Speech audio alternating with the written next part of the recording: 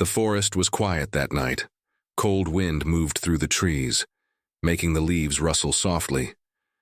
It was the kind of silence that made a person feel like they were being watched.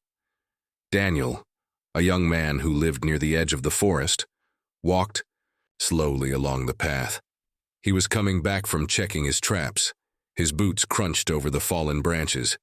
Everything felt normal until he heard the sound. It wasn't loud. It was soft, almost like a whisper. A strange cry. Not a human cry, not an animal cry either. It was weak and high-pitched, almost like a baby in pain. Daniel stopped and listened. The sound came again. His heart began to race. He looked around but saw nothing in the dark. Still, something pulled him toward the sound. He followed it, stepping off the path, moving through the bushes. Then he saw it. Under a thick tree lying beside a mossy rock was something small. It was shaking. Its body was covered in deep blue fur, but its arms and legs looked strangely long, almost like a child's. Its eyes were too big, glowing faintly purple in the dark.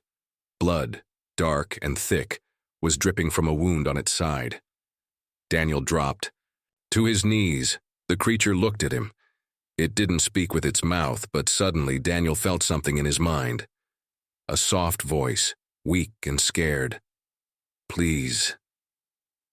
"Help me!" Daniel jumped back. His heart was pounding. "What the hell?" He whispered. He had never heard a voice inside his head before, but the creature didn't move. It just lay there, breathing hard, its tiny chest rising and falling quickly. Daniel took a deep breath.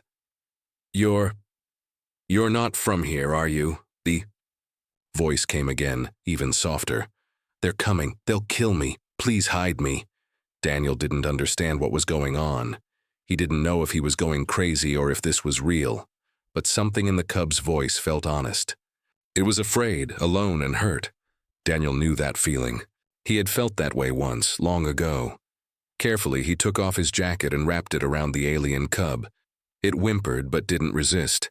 He lifted it into his arms. It was lighter than he expected. It looked so strange, but it also looked like a child. A scared, dying child. He started walking back toward his cabin, faster now.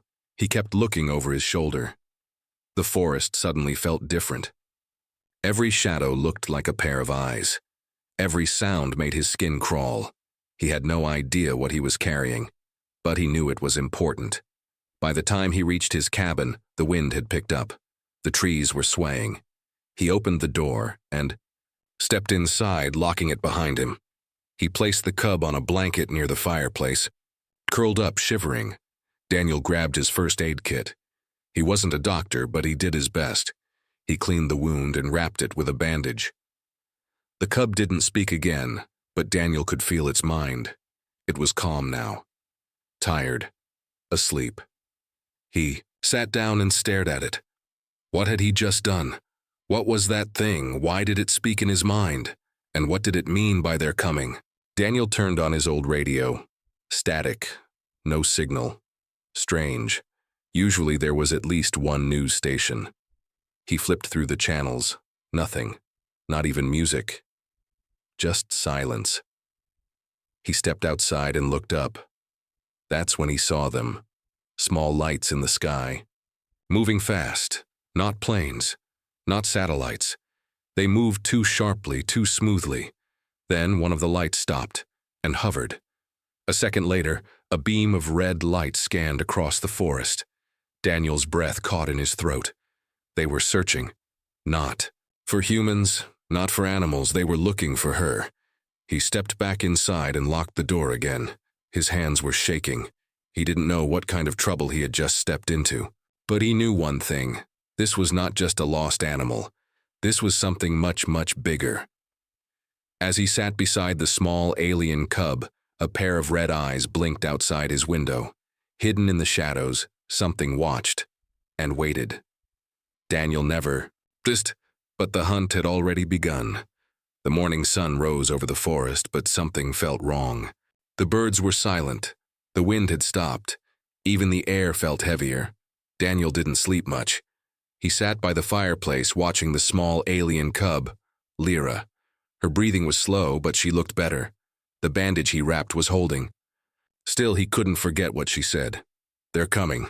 He stepped outside, rubbing his tired eyes. Then he heard a strange sound in the distance, low, humming, and steady. It wasn't from a car or a plane. It came from the sky. Daniel looked up. A black ship was descending just beyond the trees. Sleek, sharp, and quiet.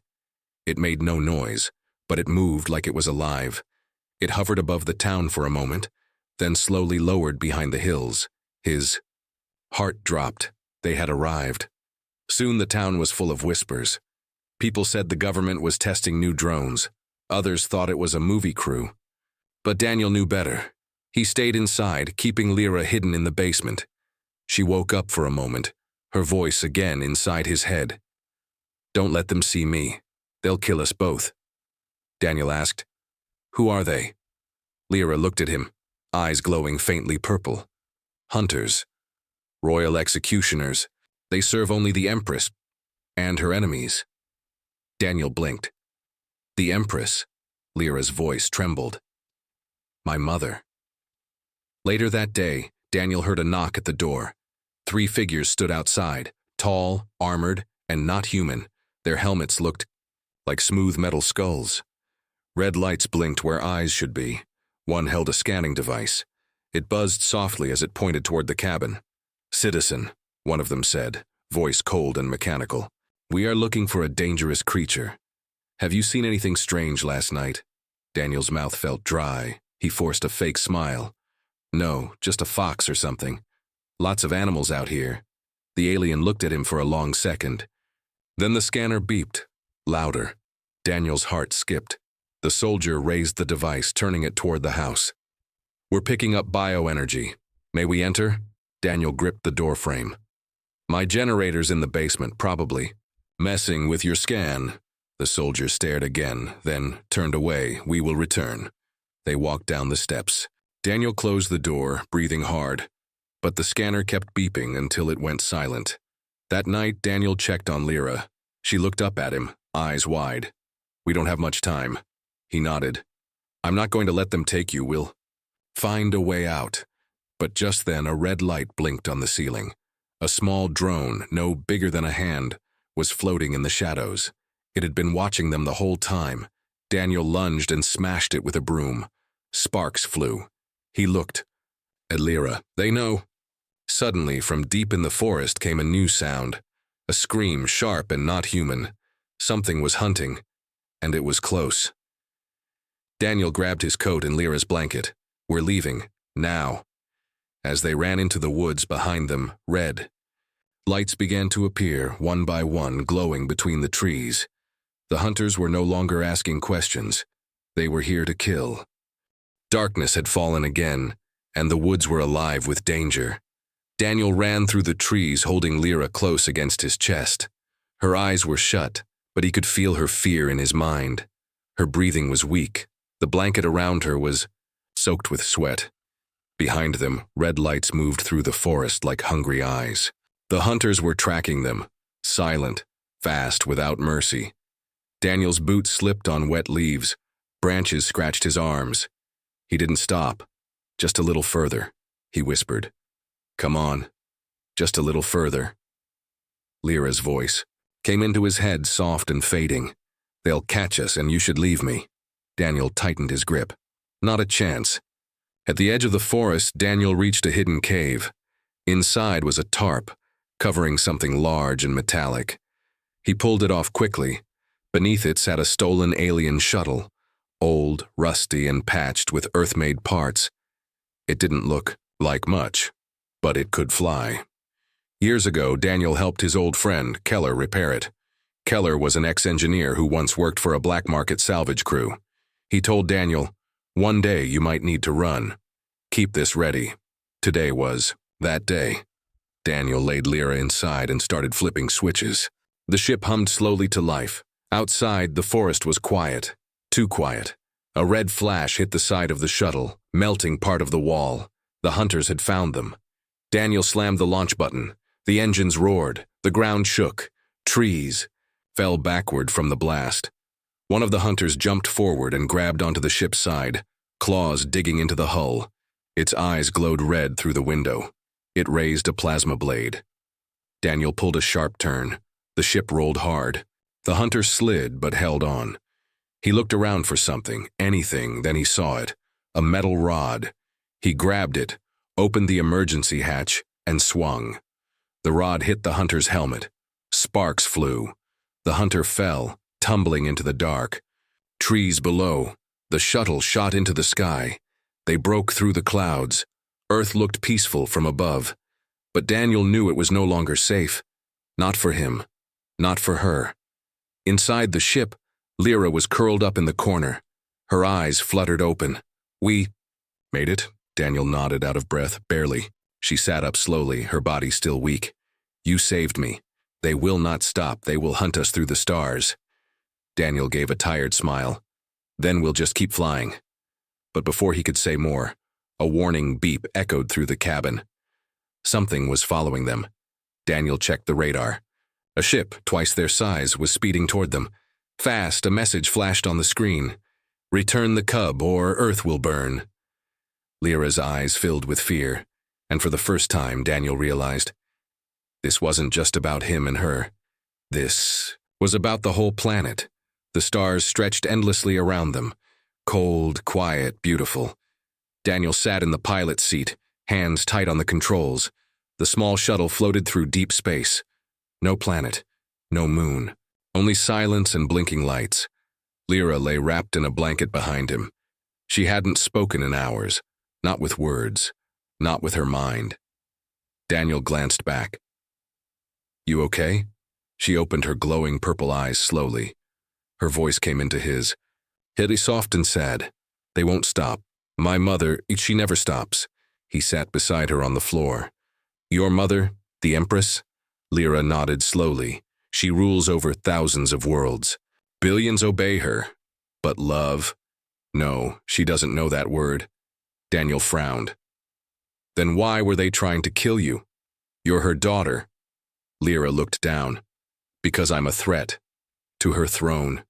To her power." She paused. Her mind voice shook. "I found out things about her, about the war." Daniel leaned in. "What things?" Lyra took a deep breath. "The Empire tells everyone that rebels are dangerous, that they want to destroy peace. But that's a lie.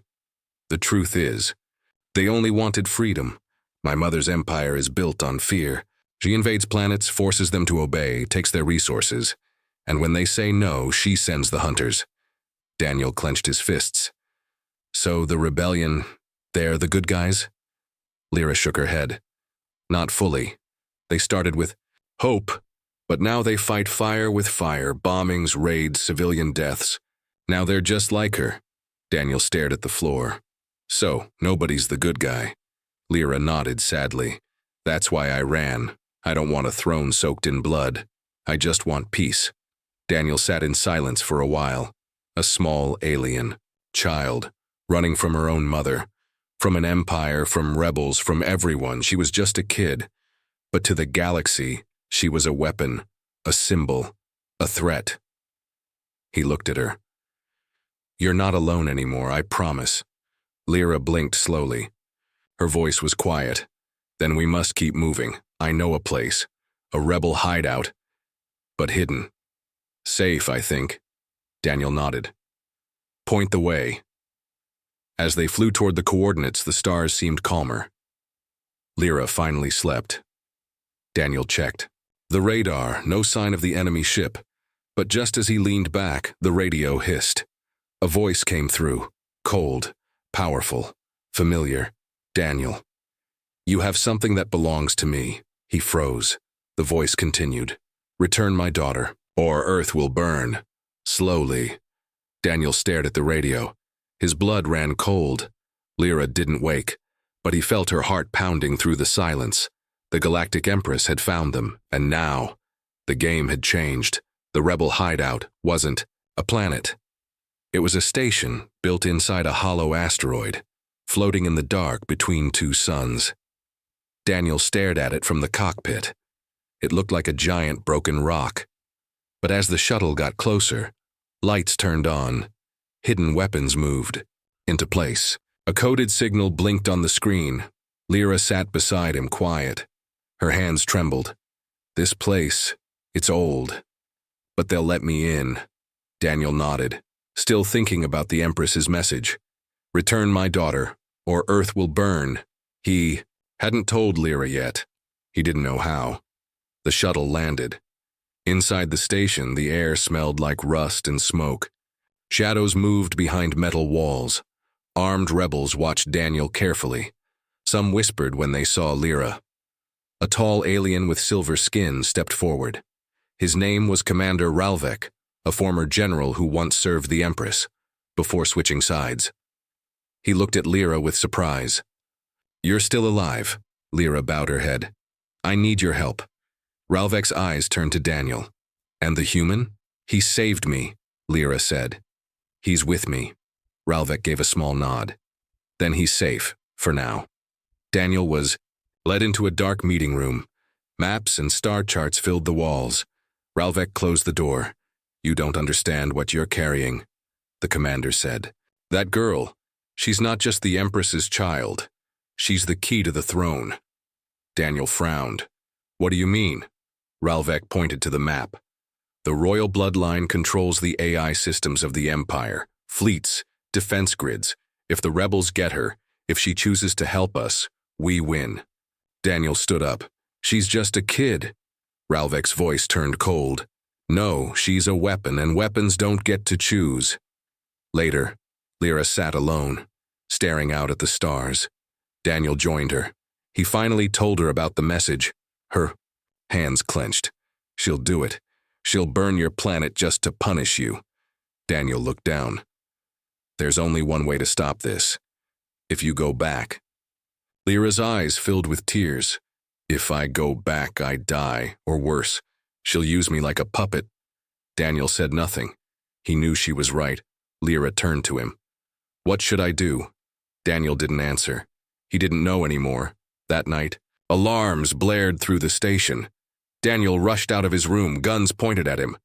Rebel guards surrounded him. What's going on? He shouted. Ralvek stepped forward, angry. You gave her the comms. She called her mother. What? No! Daniel looked around. I didn't. But then he stopped. Lyra stood behind the guards.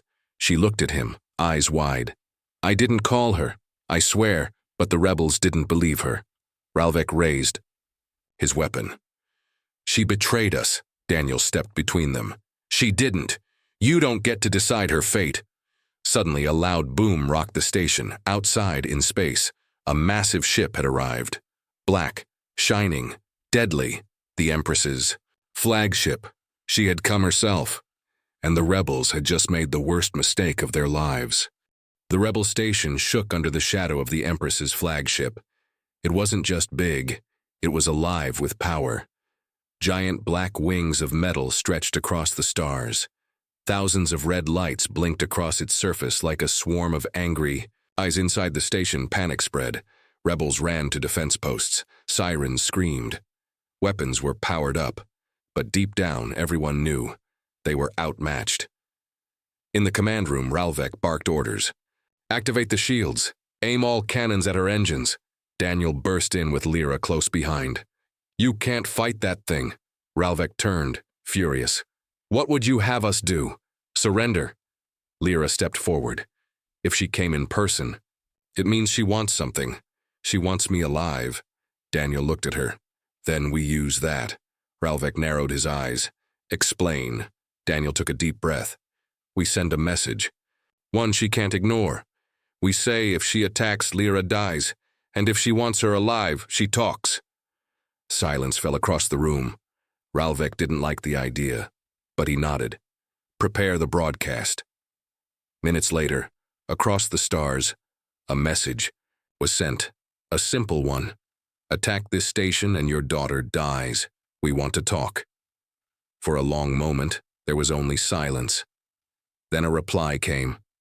No image, just a voice, cold and calm. You dare threaten me. You forget who I am. Then another voice cut in. Lyra's voice. She stepped to the mic and said 4 words. "Mother, stop. I'm alive." Silence again.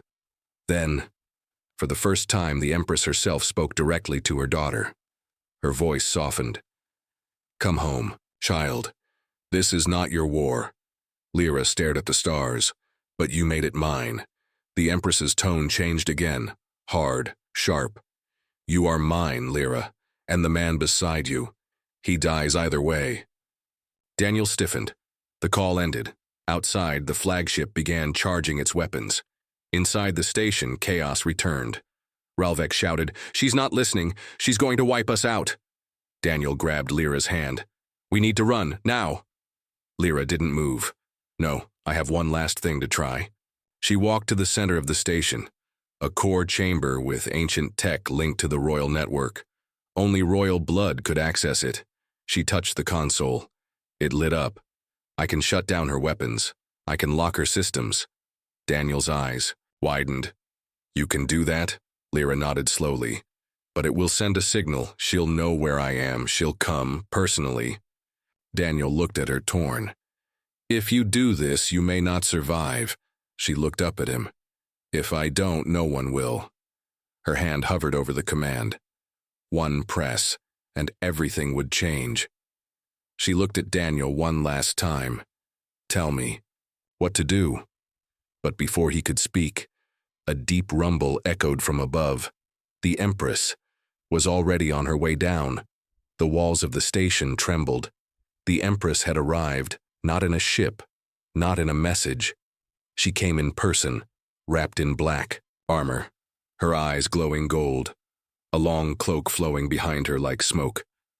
Guards surrounded her, but they didn't speak. They didn't need to. Her presence alone made soldiers freeze, made hearts stop. She walked straight into the rebel stronghold. Doors opened without her touching them. Guns aimed, but none fired. She was power. She was fear. She was the Empress. Daniel stood in front of Lyra, his body tense, weapon drawn. But the Empress barely looked at him, her golden eyes locked on her daughter. "Lyra," she said. "Come. Now." Lyra stepped forward slowly. Her voice entered everyone's minds, calm, steady. "You killed worlds for control. You hunted me like prey. Why should I follow you?" The Empress raised her chin. "Because you are mine." Lyra shook her head. "No, I am not yours. I am my own." The Empress frowned and raised her hand. Power surged around her. Energy swirled. She could kill everyone in the room in a second. But then, the lights flickered. The ancient console behind.